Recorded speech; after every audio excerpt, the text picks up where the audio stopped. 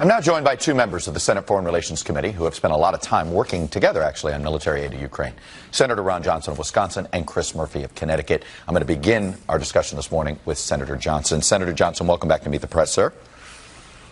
Good morning, Chuck. Let me start with something you told the Wall Street Journal late last week. You had said when Gordon Sondland seemed to imply that the frozen military aid was connected to a promise by Zelensky for investigations, you said, at that suggestion, I winced. My reaction was, oh, God, I don't want to see those two things combined. Why did you wince, and what did you mean by those two things combined? Well, first of all, your setup piece was, typically very unbiased.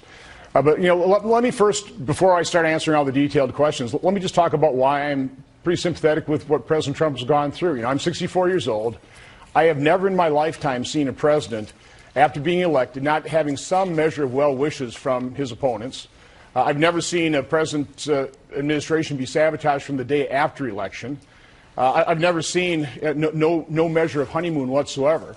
And so what President Trump's had to endure, a false accusation. By the way, you've got John Brennan on. You ought to ask Director Brennan, what did Peter Strzok mean when he texted Lisa Page on December 15, 2016? Senator, quote, Senator, Chuck, let me finish. What does this have to do have begun with leaking like Ukraine? Mad, scorned and what worried. Does this have to do with Ukraine? It has everything to do with Ukraine. Now listen, think our sisters have begun leaking like mad, scorned and worried and political. They're kicking into overdrive. Now, that was December 15th.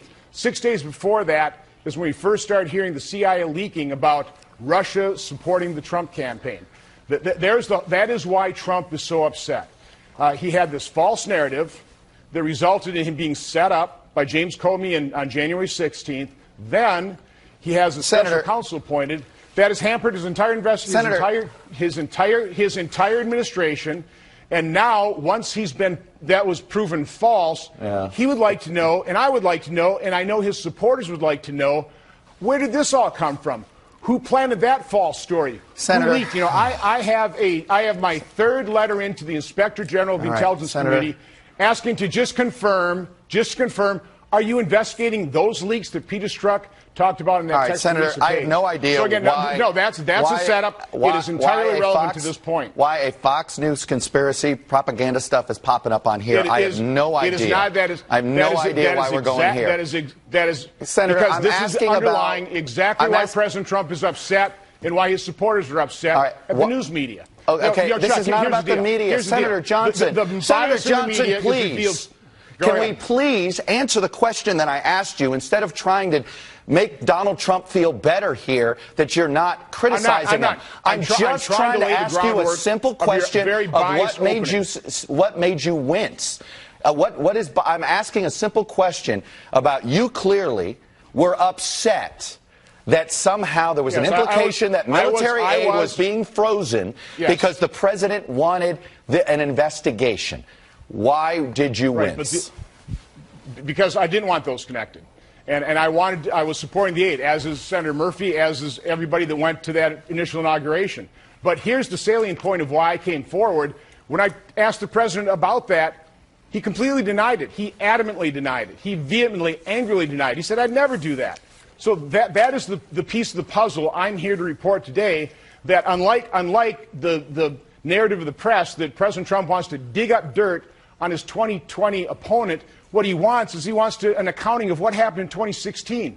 Who set him up? Did things spring from Ukraine? There's a good piece we've got an oversight letter on from Politico in 2017, where let me quote the article. It says Ukrainian government officials tried to help Hillary Clinton and undermine Trump. They did so by disseminating documents implicating a top Trump aide in corruption, suggesting they were investigating the matter. Ukrainian officials also reportedly helped Clinton allies research damaging information on Trump and his advisors. There is potential interference in the 2016 campaign. Let me ask you this. That's what Trump wants to get to the bottom of, but the press doesn't want to. The people who wrote this article are being pilloried. I'm being called a conspiracy theorist. John Solomon's being called a conspiracy theorist because the press is horribly biased, and Trump and his supporters completely understand that. I understand that the way to avoid answering a question is to attack us in the press. I'm well aware of that, and that's how it works. No, I'm trying Let me to ask you something that Ambassador Volker said. Let me tell you what Ambassador Volker said under oath, and I'm curious if you shared this concern. Ambassador Volker said this: I explained that I believe that Mayor Giuliani continues to have a negative view of Ukraine based on assertions of actions that happened in 2016, and that this viewpoint is likely making its way to the president. Were you concerned that Rudy Giuliani's disinformation campaign, sort of Ukrainian propaganda campaign, was negatively influencing the president's views of the current Ukrainian president? Well, certainly the reports, not only from Rudy Giuliani, but from Ken Vogel out of Politico, and John Solomon doing some pretty good investigative reporting. Now the Washington Post is attacking him, undermining him. All that information, we have never got the answers to those questions. Chuck, I want to get to the truth. I'm not here defending the president. I'm not here to denounce him either. What I'm here is telling you my piece of the puzzle here, giving you my honest assessment of what I heard, how the president told me repeatedly in the May 23rd Oval Office visit, on the phone on the 31st, the reason he had very legitimate concerns and reservations about Ukraine is first corruption, generalized, it's endemic. We all know that. And then specifically about what kind of interference in the 2016 election, and also the fact that Europe is not stepping up to the plate. You think Paul Manafort was framed? No. Yeah, obviously he was convicted, but there's a lot of other stuff going on back then too. You know, Hillary Clinton's campaign was searching for dirt, maybe not only on Paul Manafort, but trying to keep Vice President Biden out of the primary for the Democratic campaign.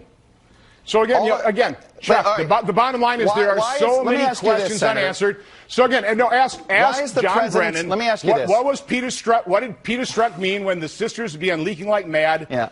What was the CIA scorned and worried about? What were they kicking into overdrive? There's a key question I want answered among, I don't know, about 100 others. So, Senator, do you not believe the Russians interfered in the presidential elections to benefit Donald Trump? They absolutely did.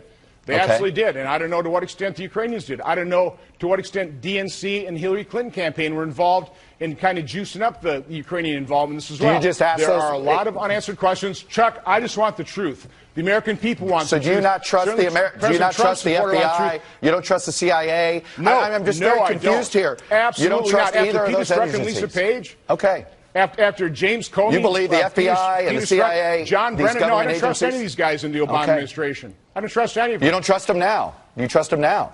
No, I didn't trust them back then. And you don't trust them now? I do not trust John Brennan. I do not trust. Do you trust the CIA and FBI now? Because none of them have come to any of the conclusions you are trying to come to. I'm just curious. Do you trust them now? Now, who are you talking about? The CIA and the FBI. I don't trust Andrew McCabe. I don't trust Andrew McCabe. I don't trust James Comey. I don't trust Peter Strzok. I don't trust John Brennan. Senator, let me ask you this. I've got a lot of questions that remain unanswered. One of the things that you came on here to do. Chuck. I just want the truth. So no, you set this thing up totally biased. I could never really get into the full narrative. We don't have enough time to go through all the things I can talk about in terms of because you came here and chose to bring up something about Lisa Page and Peter Strzok with something incredibly biased that I would never be able to get the truth out. Senator, I don't know why you just came on here to personally attack the press and avoid answering questions about what's happened here. Because of your setup, Senator, it's pretty clear we're only dealing with the facts that we have, not the facts that you wish them to be. And I can't get the answers. The American people can't get the answers. Something pretty fishy happened during the 2016 campaign and in the transition, in the early part of the Trump presidency, and we still don't know. Robert Mueller was completely blinded. He never looked into any of that. You're choosing not. And he should have. You're just making a choice. William Barr will. You're making a choice not to believe. Barr will get to the bottom of this. You're making a choice not to believe the investigations that have taken place. No, I'm trying to get to the truth. I want to look at the entire truth, Chuck. The media doesn't. And the truth is only when it benefits, when you believe it's politically comfortable with you? I don't understand. What truth are you looking for? I want the complete truth. I want the complete truth. I'm sorry that you chose to come on this way, Senator. Thanks very much.